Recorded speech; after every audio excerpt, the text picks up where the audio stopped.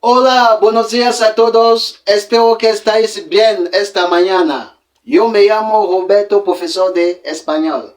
Salut à tous, j'espère que vous allez bien. C'est avec plaisir de vous retrouver une fois de plus pour pratiquer l'espagnol. Aujourd'hui, nous allons aborder une nouvelle leçon de grammaire qui porte sur les adverbes de lieu. Los adverbios de lugares. Nous allons particulièrement étudier trois qui sont aquí, ahí et ahí. Ce sont des adverbes de lieu en espagnol que nous utilisons pour indiquer où est-ce qu'un objet se trouve ou une personne. Par rapport à la personne qui parle et par rapport à celui à qui on s'adresse. Généralement, ces adverbes de lieu sont accompagnés des adjectifs démonstratifs pour apporter plus de précision sur la localisation de l'objet ou de la personne. Nous avons este, nous avons un esse et nous avons aquel. Essayons de prendre la première phrase pour essayer de matérialiser cela. Bien, commençons par la première phrase. Este libro está aquí. Ce livre est ici. Prenons le contexte dans lequel les personnes vivent dans la même maison, par exemple. Et l'autre est en train de chercher le livre dans la chambre. Et il n'est pas en train de le voir. Et l'autre est au salon et il a repéré le livre. Il dit, El libro que buscas. Este libro está aquí. Le livre que tu cherches. Ce livre est ici. Là, dans cette phrase, nous avons la présence de l'adverbe qui est aquí, qui veut dire ici. Et là, nous avons l'adjectif démonstratif qui est este. Este libro está aquí. Cet adverbe de lieu indique l'endroit où se trouve le livre. Et ça nous indique également la position du livre par rapport à celui qui parle. Quand il dit « Este libro está aquí », ce livre est ici. Quand il dit « ce livre est ici », ça veut dire que le livre se trouve près de celui qui parle. Et le même livre est éloigné de celui qui le cherche. Donc dans ce cas, on utilise este et aquí. Vous voyez que ces deux vont ensemble et constituent en même temps des indicateurs. Dans un exercice par exemple, si on vous donne l'un de ces deux éléments, automatiquement, vous savez à quoi vous en tenir. Commençons par préciser que au niveau des adjectifs démonstratifs, nous avons trois catégories. Nous avons este, nous avons esse et nous avons aquel. Il est important de commencer par préciser cela avant d'entrer dans les détails, dans l'explication. C'est-à-dire, nous avons este, nous avons esse et nous avons aquel. Este, c'est le masculin singulier. Et comme déclinaison, nous avons le esta. Esta qui est le féminin singulier. Ensuite, nous avons estos et nous avons le estos et le estas qui sont à la fois le masculin pluriel, féminin pluriel. Pareil ici, nous aurons esa, nous aurons esos, nous aurons esas. Ici, nous aurons aquel, aquella. Ici, aquellos et aquellas. Voilà, de façon ramassée, les déclinaisons des trois catégories des adjectifs démonstratifs qui cadrent avec les trois types d'adverbes. d'adverbe de lieu que nous allons aborder. C'est-à-dire le est va correspondre à qui? Le est va correspondre à aïe. Et le ake va correspondre à aïe. Ouais. Cet adverbe acquis ne peut être accompagné que par cet adjectif démonstratif et ses déclinaisons. C'est-à-dire este, parce que nous avons affaire à un nom masculin singulier. Et maintenant, esta, s'il s'agit d'un nom féminin singulier. Estos, s'il s'agit d'un nom masculin pluriel. Esta, s'il s'agit d'un nom féminin pluriel. Donc c'est ça là, c'est déclinaison.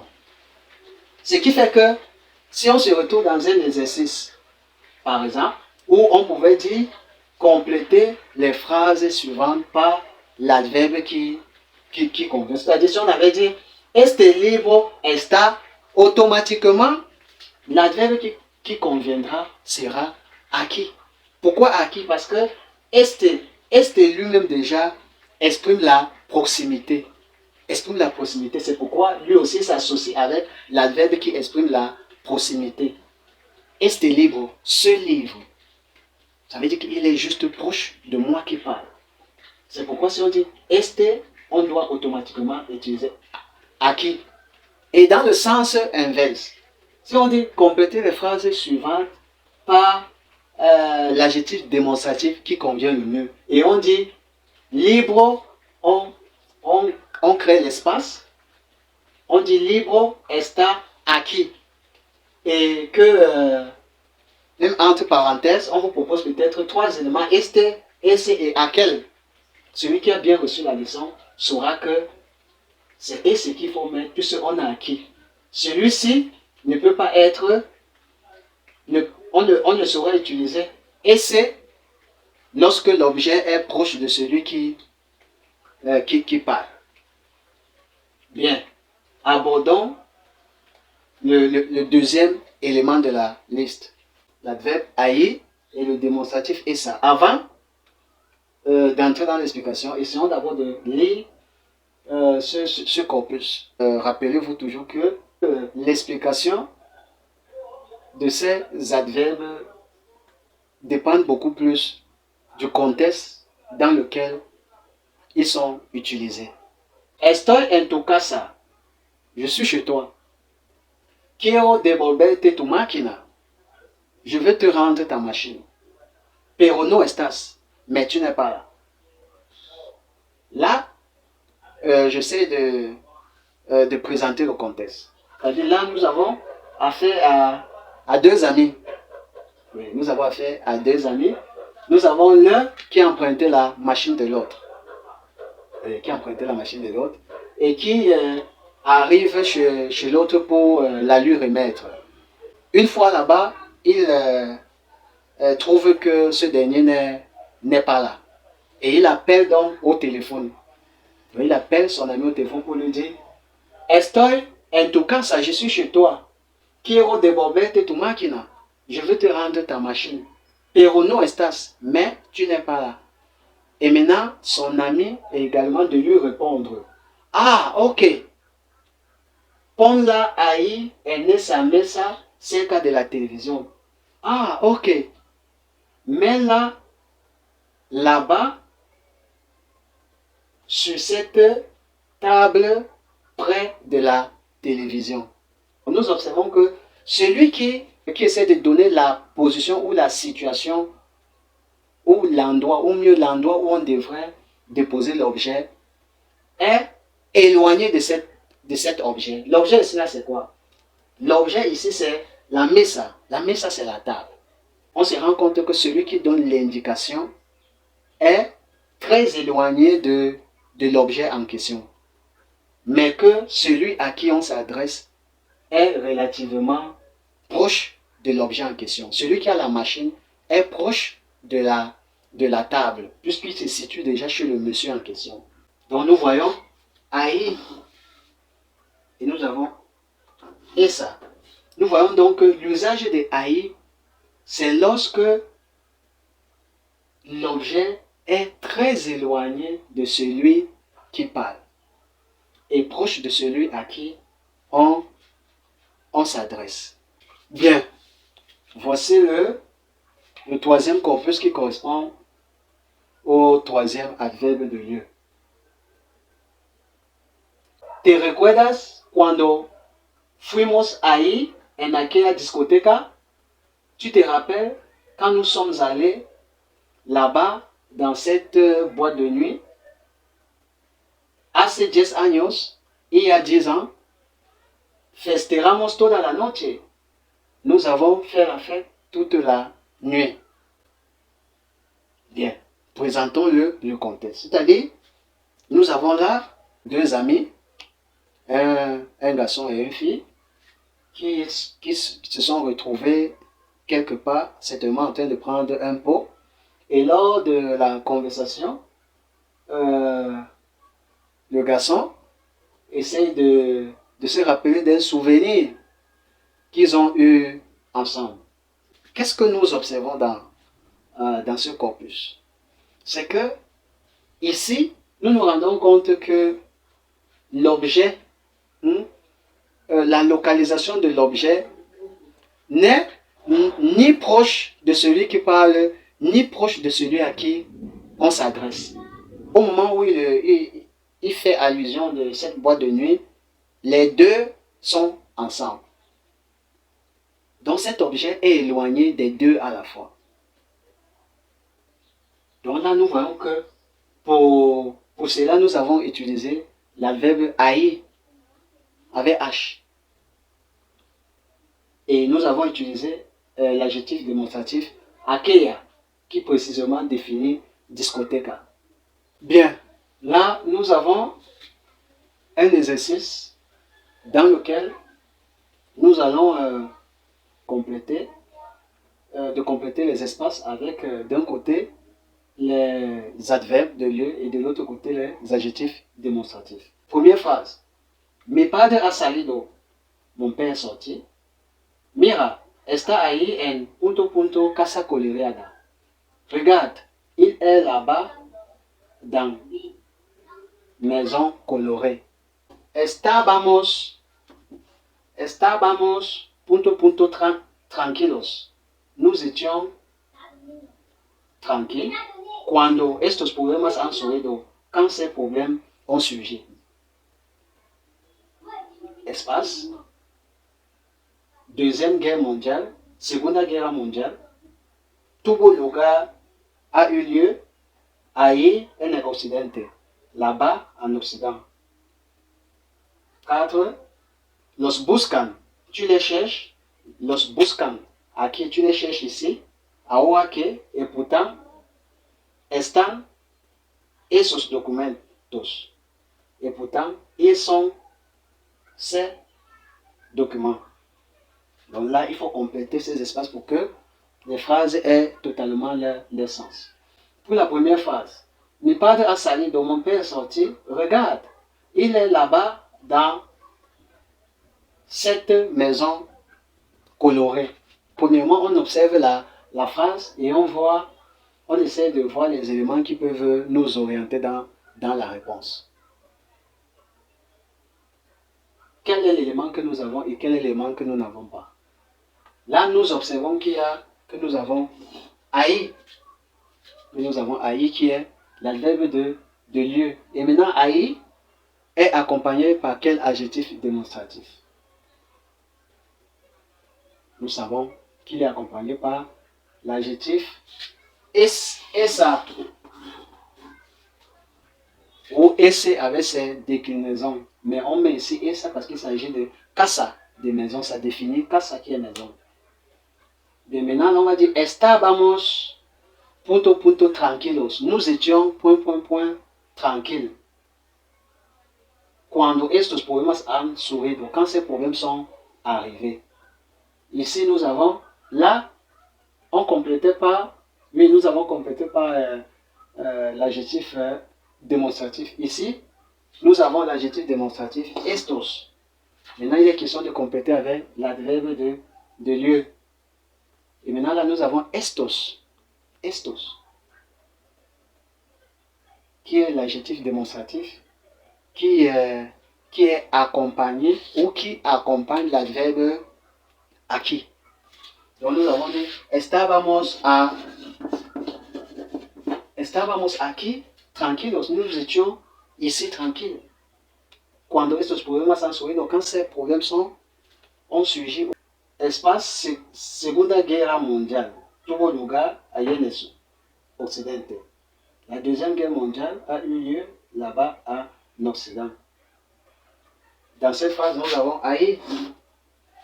Et nous savons que ahí, bon, ici, là, dans ce contexte, le contexte précisément ici, c'est lorsque celui qui parle est en Afrique.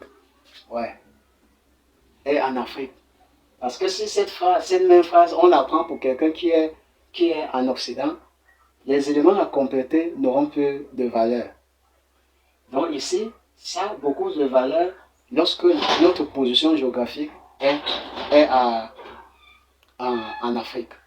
Ça veut dire que pour quelqu'un qui va se retrouver, pour quelqu'un qui vit en Occident, autant pour moi, à la place par exemple de Seconde Guerre mondiale, il devra par exemple prendre la traite négrière, par exemple. La traite négrière. Là, il utilisera toujours les mêmes éléments pour que ça ait de sens. Parce que lui sera en Occident et il aura l'Afrique de l'autre côté. Par contre, nous, comme nous sommes en Afrique, nous, on voit l'Occident de l'autre côté. C'est pourquoi, comme nous avons là ahí, qui est l'adverbe que nous utilisons lorsque l'objet, lorsque la position de l'objet est éloignée de celui qui parle et de celui à qui on s'adresse. Donc là, ahí, on aura aquella. On a appris ça, après on a appris aquí, maintenant on prendra aquella Segunda Guerra Mondiale tuvo lugar allá en el occidente. Cette deuxième guerre mondiale a eu lieu là-bas en Occident. Los buscan aquí, tu les cherches ici. Et pourtant, ahora que ahí están estos documentos. Et pourtant, ces documents sont là-bas. Pour terminer, c'est que juste à côté des adjectifs démonstratifs, nous avons aussi les pronoms démonstratifs. Ces pronoms démonstratifs ont un comportement différent des adjectifs démonstratifs.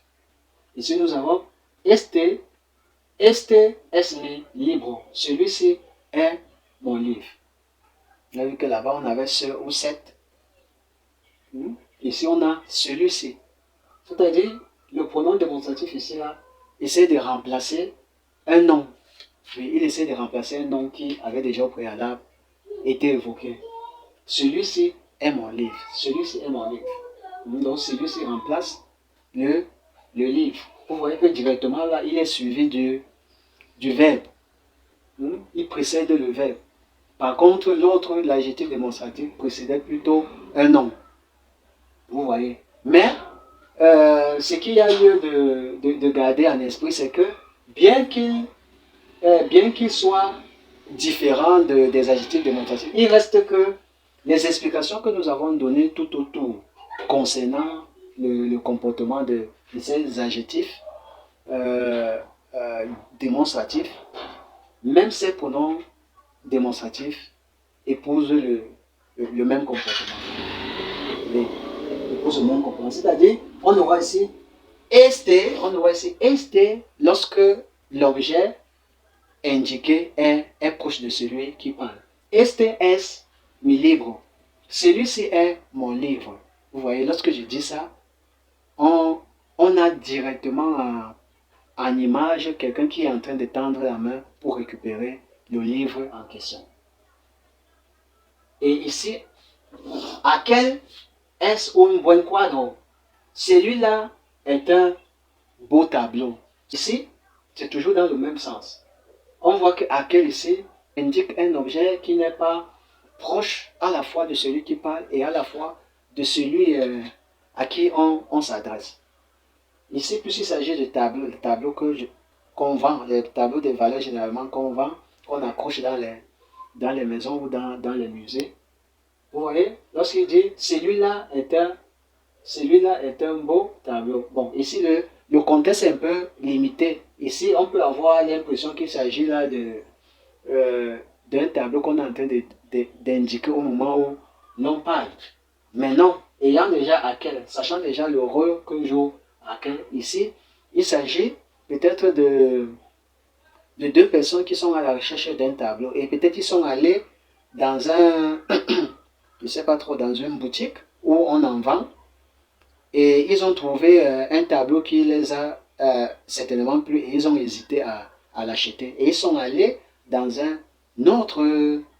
dans un autre magasin et arrivés donc là-bas, en fouillant, peut-être ils se sont retrouvés dans la même hésitation et l'un parmi eux a donc dit, celui-là est un beau tableau, celui-là est un beau tableau, pour se référer à celui qu'ils ont d'abord choisi dans l'autre magasin. Donc là, l'objet indiqué dans ce cadre est toujours éloigné de celui qui parle et de celui à qui on s'adresse.